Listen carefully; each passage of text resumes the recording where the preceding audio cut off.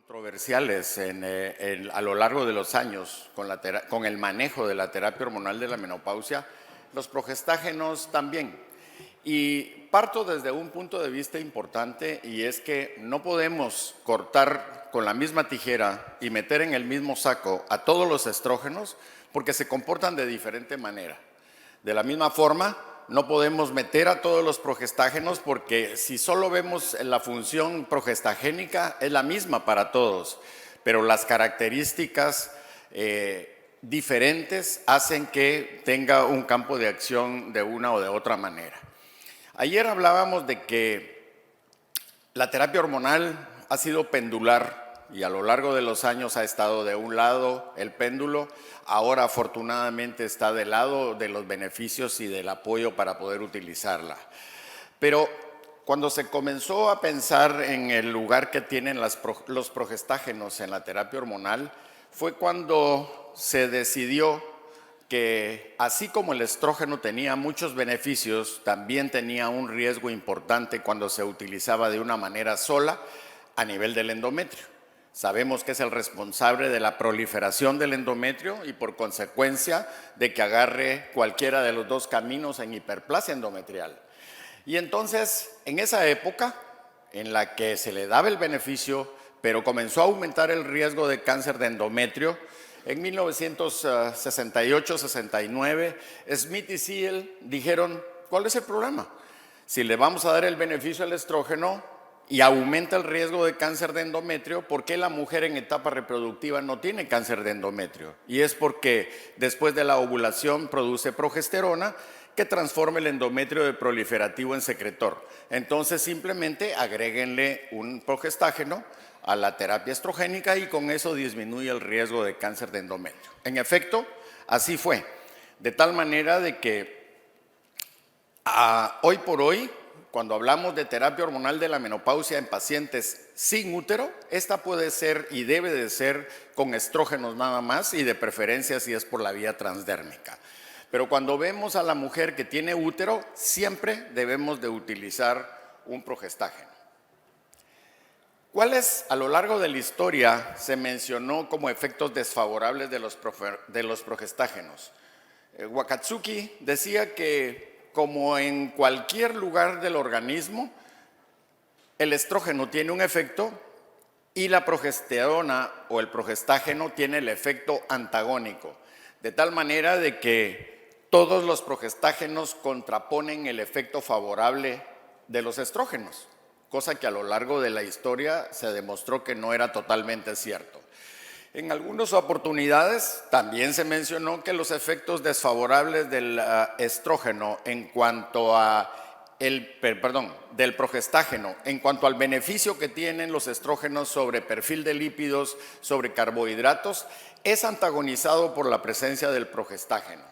Alteran los factores de coagulación, entre comillas y con dos rayitas, esto es válido para aquellos progestágenos que tienen mucho más efecto androgénico.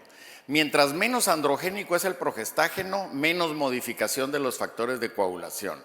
Y por supuesto, los efectos adversos en la mama, que en un momento determinado se le atribuyeron al estrógeno. El estudio WHI decía que había un incremento en el riesgo de cáncer de mama y se le atribuyó muchas veces el daño al estrógeno. Pero al final de cuentas surgieron inquietudes y dudas sobre ¿era el estrógeno equino conjugado o era el acetato de medroxiprogesterona? Porque si ustedes se recuerdan, en los dos brazos del estudio WHI, en el brazo de estrógenos solos no hubo un incremento en el riesgo de cáncer de mama, mientras que en el brazo de estrógeno progestágeno sí lo hubo y por esa razón se suspendió antes de tiempo. Esta es la revista JAMA de julio del 2002, en donde se habla de los estrógenos conjugados equinos en mujeres con posmenopausia. Y en abril del 2004, antes de salir el statement de la IMS, se presentaron algunas conclusiones que determinaron que había que ser muy selectivo con el uso de una progestina.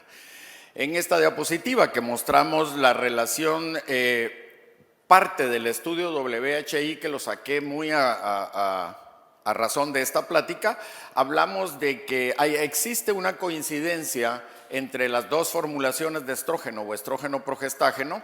En este caso se le atribuye al estrógeno la posibilidad de accidente cerebrovascular con un riesgo de 1.41, la fractura de cadera, que de hecho se decía que era una de las razones de por qué usar terapia hormonal, disminuyendo el riesgo de osteoporosis con un riesgo relativo de 0.6. Pero si ustedes se pasan al otro lado, está el estudio WHI con solo estrógenos y ustedes ven la diferencia que hay entre uno y el otro evento. Y este es probablemente el más importante, donde quiero hacer énfasis, porque habla de la diferencia de ambas formulaciones, de ambos esquemas posológicos, pero atribuidos al acetato de medroxiprogesterona. Vean ustedes la formulación de estrógeno más progestágeno y la formulación de solo estrógenos, y vean cómo los eventos cardiovasculares, riesgo relativo de 1.29, 29% más chance de tener un evento cardiovascular, mientras que cuando se usaron solo estrógenos, el riesgo relativo por debajo de 1, que sabemos que lejos de ser un riesgo es un beneficio. Y veamos hacia abajo, eventos cardiovasculares, embolia pulmonar, cáncer de mama. El cáncer de colon ni lo mencionemos porque definitivamente no hay un antagonismo de la progestina que utilicemos en relación con la producción de mucopolisacáridos por el colon, que es lo que reduce el riesgo de cáncer de colon y que es estrógeno dependiente. Pero si ustedes ven, en el aspecto cardiovascular hay mucho más riesgo con acetato de medroxiprogesterona que sin el agregado de medroxiprogesterona, en donde el riesgo disminuye ostensiblemente. Y en cáncer de mama también, con la combinación, lo que les decía, el brazo que fue suspendido con un riesgo de 1.26, si solo utilizaron el brazo de estrógenos, un riesgo relativo de 0.8, en donde epidemiológicamente no vamos a tener un incremento del riesgo para que se presente. Este es Kaplan-Meier del estudio WHI, enfermedad coronaria, aumentó 29% a lo largo del tiempo y stroke aumentó 41%. En esta gráfica lo muestro mucho más evidente, un incremento del 29%. Aquí están los años de uso de la terapia hormonal. En blanco está placebo y vean ustedes cómo con la terapia hormonal de la menopausia, que antes se llamaba TRH, está incrementándose tanto del lado de la enfermedad coronaria como del stroke. De tal manera de que esta diapositiva, que la compartí con ustedes el día de ayer, nos permite ver que en la balanza de riesgos y beneficios, cuando hablamos de riesgos, voy a poner en rojo trombosis, tromboembolismo venoso, voy a poner accidente cerebrovascular y voy a poner enfermedades coronarias. Y valdría la pena aquí también poner en rojo cáncer de mama, que está en la porción inferior del lado izquierdo de su slide, en donde definitivamente hoy por hoy esa balanza de riesgos y beneficios que se inclinaba más hacia los riesgos que a los beneficios, hoy por hoy está mucho más equilibrada. Y si nosotros utilizamos estrógenos naturales, si los utilizamos por la vía transdérmica y si seleccionamos adecuadamente la progestina en combinación con el estrógeno, vamos a tener una balanza no inclinada hacia el favor de los riesgos, sino una balanza equilibrada en función de riesgo-beneficio e incluso con mucho más beneficios que riesgos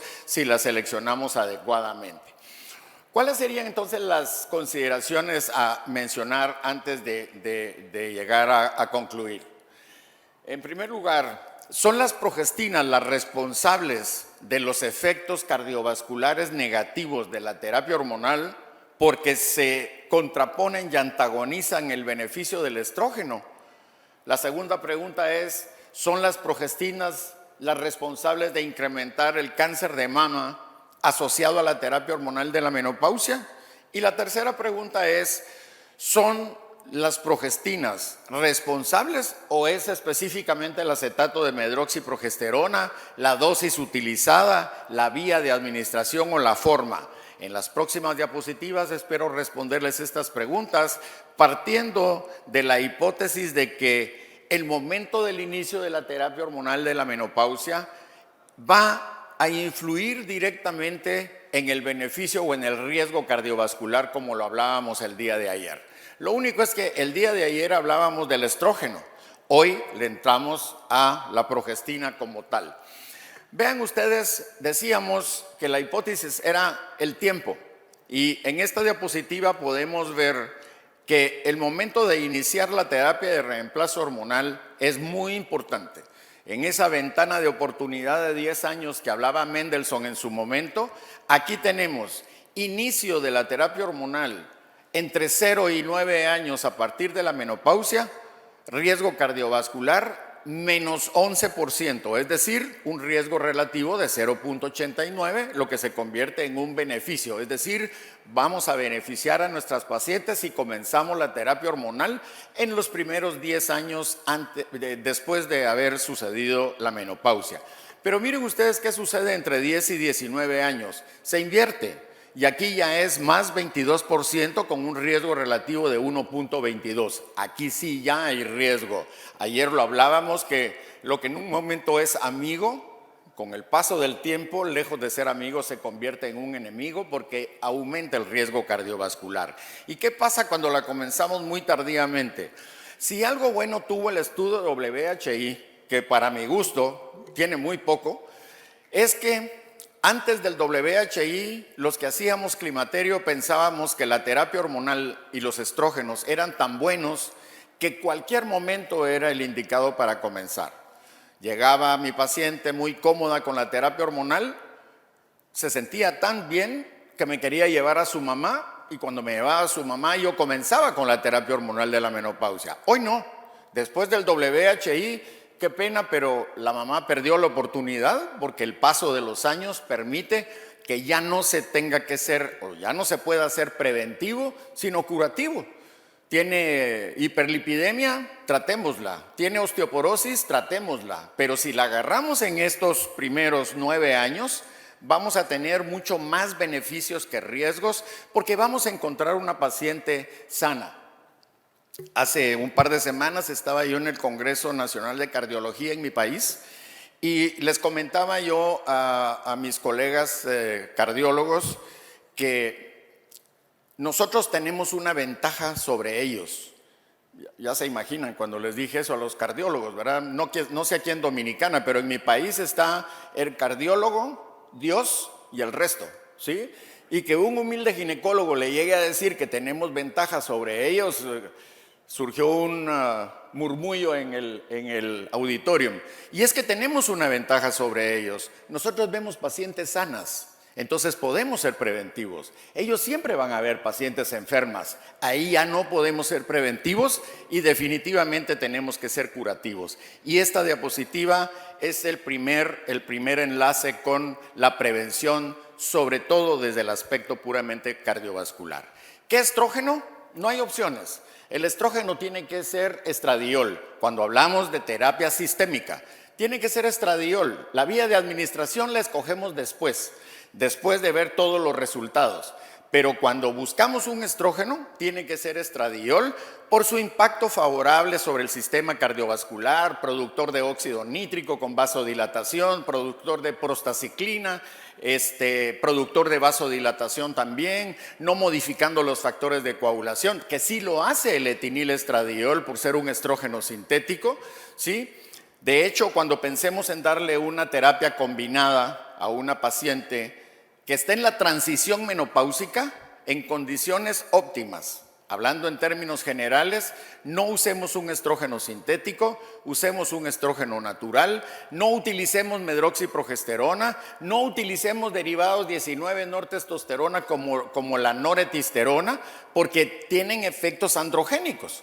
Hoy por hoy, afortunadamente, en Dominicana estoy seguro que sí, porque sé que mi amigo el doctor Vázquez estuvo con ustedes hace poco tiempo. Las terapias hormonales hoy o tienen drospirenona, o tienen progesterona natural micronizada, o tienen dihidrogesterona. El doctor Vázquez tuvo la oportunidad de estar con ustedes con 4 productos nuevos para la terapia hormonal de la menopausia. Aclaro, no es el laboratorio que me trajo, pero vale la pena hablarlo porque hoy tenemos muchas más opciones. Al doctor Vázquez tampoco lo trajo ese laboratorio ahora. Me lo está aclarando él. Ahora, ¿qué gestágeno? Pues tenemos que pensar si vamos a dar un gestágeno que es únicamente para protección endometrial, sí o no, porque si es solo para protección endometrial, cualquier gestágeno es bueno, cualquier progestágeno es bueno. El problema es que todos tienen un perfil farmacológico diferente y entonces tienen escenarios diferentes para poder seleccionar adecuadamente el mismo.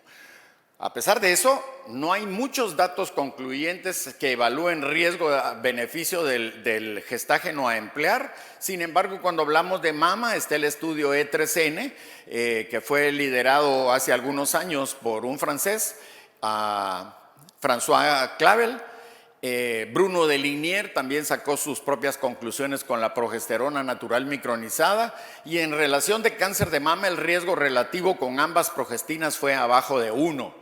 Entonces, si nosotros estamos pensando en el beneficio, pero además en el impacto lo menos posible sobre mama, podemos usar, por supuesto, progesterona natural micronizada o dihidrogesterona. No voy a ser irreverente hablando de estas progestinas porque tengo al maestro aquí enfrente, entonces él me descalificaría. Pero lo que es válido mencionar también es que en esa selección que podemos tener, vamos a tener el chance en la transición menopáusica, por ejemplo, que la paciente necesita el beneficio de cuidar hueso, corazón, cerebro, piel, tracto genitourinario, pero que además necesita anticoncepción. Hoy podemos ofrecerle con toda tranquilidad valerato de estradiol como estrógeno para mantener el control del ciclo y cuidar todos esos órganos de los que hablamos, pero además acetato de nomegestrol, que es el que tiene un impacto mucho más neutro sobre mama, porque es de aquellos progestágenos que no favorecen la proliferación de la glándula endometrial mamaria, sino apoptosis. Entonces, no es que sea para proteger contra cáncer de mama, no ese es el mensaje que quiero dejar. El impacto es mucho más favorable cuando utilizamos acetato de nomegestrol. Por supuesto que existen evidencias de que la progesterona natural entonces tiene más ventajas que el acetato de medroxiprogesterona. Es importante agregarle a la terapia estrogénica una progestina, sí, por supuesto que sí. ¿Anulan ellas el efecto protector del estrógeno sobre el riesgo cardiovascular? Depende de la que escojamos en cuestión. Insisto, no utilizar derivados 19 nortestosterona porque tienen un efecto androgénico importante y por consecuencia sí antagonizan el beneficio del estrógeno. Acá tenemos cómo actúa estrógenos y gestágenos en su efecto antagónico y vean ustedes, procoagulantes aumentan con los estrógenos, anticoagulantes en su efecto fibrinolítico disminuyen con los estrógenos, mientras que el gestágeno aquí hace todo lo contrario, es decir, disminuye la hipercoagulabilidad siempre y cuando sea lo menos androgénico posible y en consecuencia también disminuye la fibrinolisis. Quiero hacerles un comentario muy humilde. Estoy viendo que algunos están tomándole fotos a mis diapositivas. Por favor, si ustedes quieren esta plática, al terminar, cuenten con ella. Es de ustedes. Un maestro mío decía que una plática deja de ser de uno cuando es presentada a un auditorium tan selecto como ustedes. De tal manera de que si eso sirve para que ustedes también se proyecten hacia sus estudiantes, con muchísimo gusto está a disposición de ustedes. ¿Cómo actúan en el perfil de lípidos y en el metabolismo? Pues número uno, los estrógenos favorecen el perfil de lípidos porque mantienen alto el colesterol bueno, el HDL, disminuyen el colesterol bueno, y los gestágenos androgénicos hacen todo lo contrario, disminuyen el HDL y aumentan el LDL.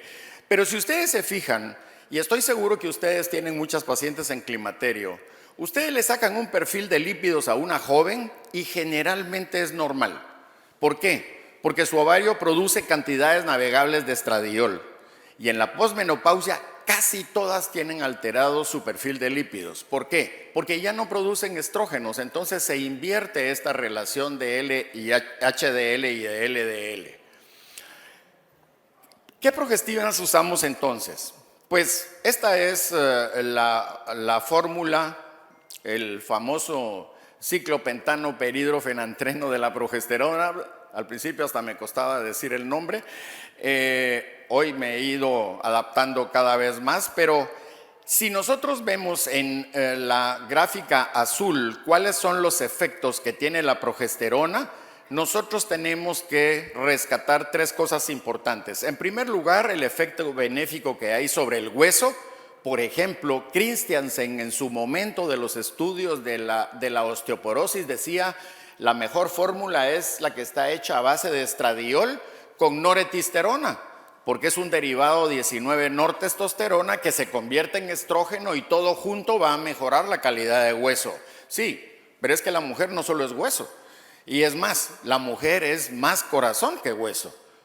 Una fractura de cadera, por supuesto que puede matar. Un evento cardiovascular siempre va a terminar matando. Entonces, en esa búsqueda del equilibrio tenemos que ser muy cautos, y para eso comparto con ustedes la clasificación de las progestinas. Creo que me voy a tardar 5 minutos más. Se las muestro muy rápidamente para que pensemos qué efectos de progestinas tenemos. Del lado izquierdo de sus pantallas están los derivados del pregnano, los derivados del 19-norpregnano. Del lado derecho de sus pantallas en verde están los derivados de la 19-nortestosterona, los etilinados, olvidémoslos, y nos quedamos con los no etilinados. El dienogest es la principal progestina de este grupo, y los derivados de espirolactona, ¿Por qué? Porque aquí está la drospirenona y tiene beneficios importantes sobre ellos. ¿Cuál es la diferencia de cada uno de estos grupos? En primer lugar, que los derivados del pregnano son los más potentes antiandrogénicos, ¿sí? Lamentablemente, no sé por qué razón, hoy por hoy no ha salido ninguna terapia hormonal de la menopausia que tenga un derivado del pregnano, cuando realmente juegan un papel muy importante en el efecto antiandrogénico. En la segunda, del lado izquierdo a derecho, aparece el acetato de nomegestrol, que es derivado 19-norpregnano, y que el ser derivado 19-nor ya le quita el efecto antiandrogénico, pero le deja un efecto neutro, es decir, no tienen efecto antiandrogénico. El dienogest, la drospirenona y entonces el acetato de nomegestrol como progestágenos sintéticos pueden perfectamente ser una buena alternativa. Lo mencionaba acá, acetato de nomegestrol. Efecto androgénico residual, solo esto debería de ser la razón importante para no utilizar ninguna de estas progestinas.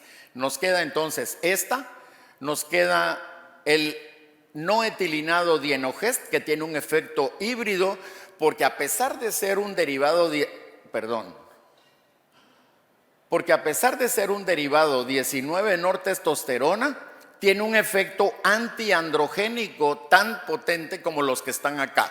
Más adelante les muestro la gráfica de las progestinas antiandrogénicas. Y entonces, acá está. Schindler decía que el gold estándar en potencia antiandrogénica es el acetato de ciproterona.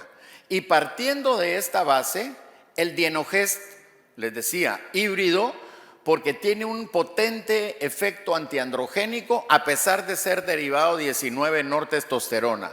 La drospirenona poco menos, el acetato de clormadinona un poco menos.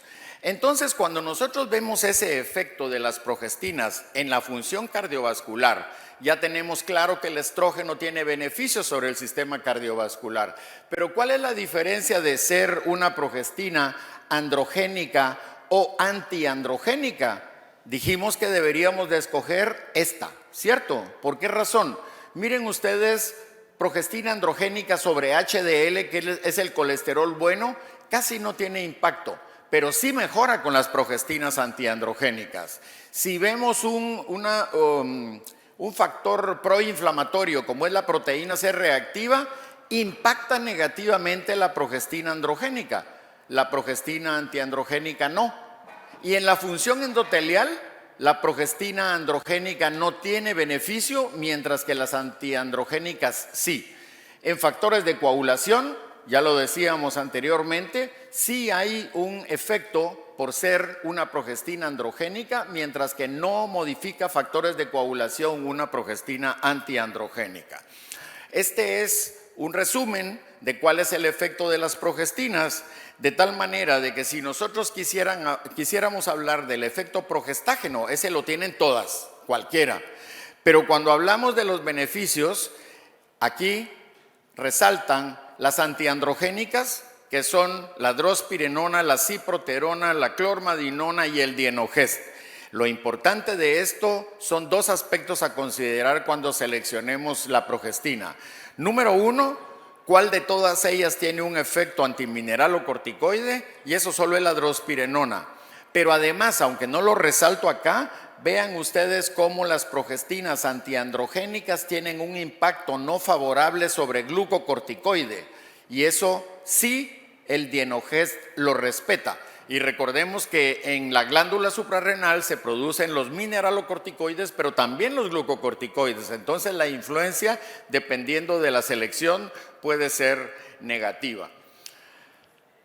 Entonces es importante destacar que cuando hablamos del impacto que tiene el estradiol sobre la fibrosis perivascular, sobre la hipertrofia cardíaca, que es mínimo por la producción de óxido nítrico, que solo es propiedad del estradiol, cuando pensamos en las progestinas a utilizar, la drospirenona no tiene efecto antagónico sobre el beneficio del estrógeno en la luz de la arteria, cosa que sí lo tiene el acetato de medroxiprogesterona. Es simplemente de jugar con las progestinas y cuáles son sus efectos para individualizar el tratamiento con nuestra paciente que está entrando en la necesidad de terapia hormonal de la menopausia.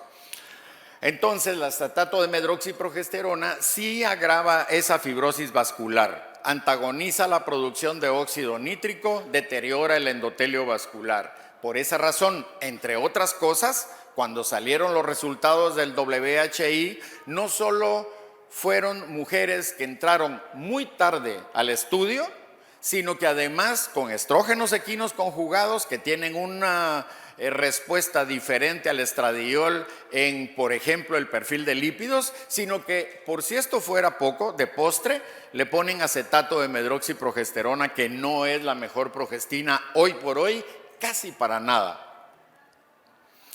Entonces, el estrógeno actúa directamente sobre el sistema renina, angiotensina, aldosterona, produciendo un efecto antimineralocorticoide. Perdón, un efecto mineralocorticoide. ¿Qué estrógeno? Cualquiera. El sintético, el estradiol, el estrógeno equino conjugado, el estrógeno que produce el ovario de la mujer, tiene un efecto mineralocorticoide. El problema es que eso simplemente quiere decir que se enciende la actividad de la aldosterona. Aldosterona se produce siempre, pero el problema es que la aldosterona se une a su receptor y entonces aumenta la presión arterial y disminuye el volumen plasmático. Dependiendo del lugar en donde tenemos receptores de aldosterona en todo el cuerpo, dependiendo del lugar en donde estos receptores estén siendo influenciados, vamos a tener, por ejemplo, que cuando hablamos de los receptores de aldosterona a nivel provascular, no solo produce ese estrógeno un daño vascular, sino que además tiene un efecto protrombótico.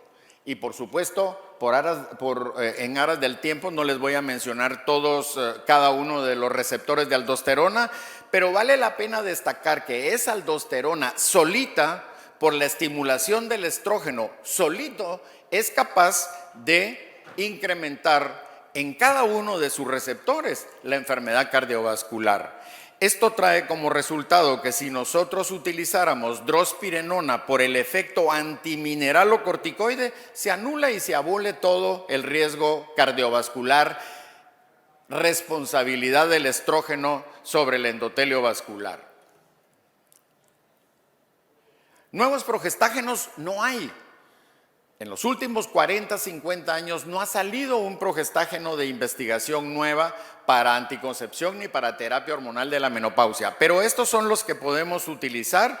Y recordemos que la trimegestona, aunque en América Latina no hay, es un metabolito que se tiene que convertir en trimegestona para actuar como progestágeno eficaz. Nosotros tenemos al alcance de la mano entonces Dienogest, Nomegestrol y drospirenona, que son una muy buena alternativa cuando querramos utilizar una progestina para complementarse con el estradiol que vamos a utilizar por cualquier vía de administración. Estas son las características de los nuevos progestágenos. La pregunta, si las progestinas anulan el efecto protector de los estrógenos, eso va a depender mucho del tiempo, porque dependiendo del inicio de la terapia hormonal, de eso va a depender el riesgo relativo incrementado de enfermedad cardiovascular. Lo veíamos en la primera diapositiva.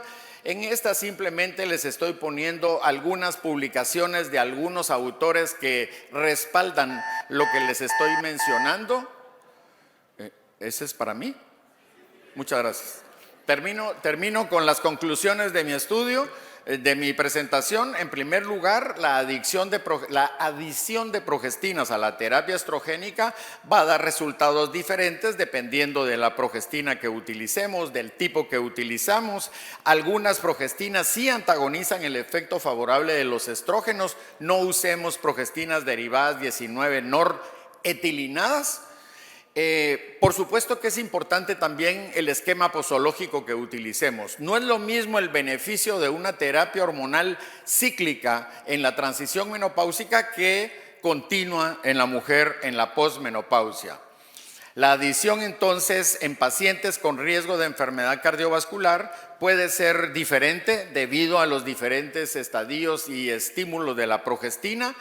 Dos cosas importantes a destacar. En mujeres menopáusicas sin riesgo para eventos coronarios podemos administrar con confianza cualquier progestina. El problema es en las mujeres menopáusicas con riesgo, en donde las progestinas menos androgénicas juegan un papel importante. La progesterona natural micronizada y la dihidrogesterona también son los agentes de elección. Y juega un rol preponderante cuando usemos terapia hormonal de la menopausia la combinación de estradiol con drospirenona por el efecto antimineralocorticoide que ella tiene. Les ruego me disculpen el tiempo que me pasé, estoy a su disposición. Muchas gracias.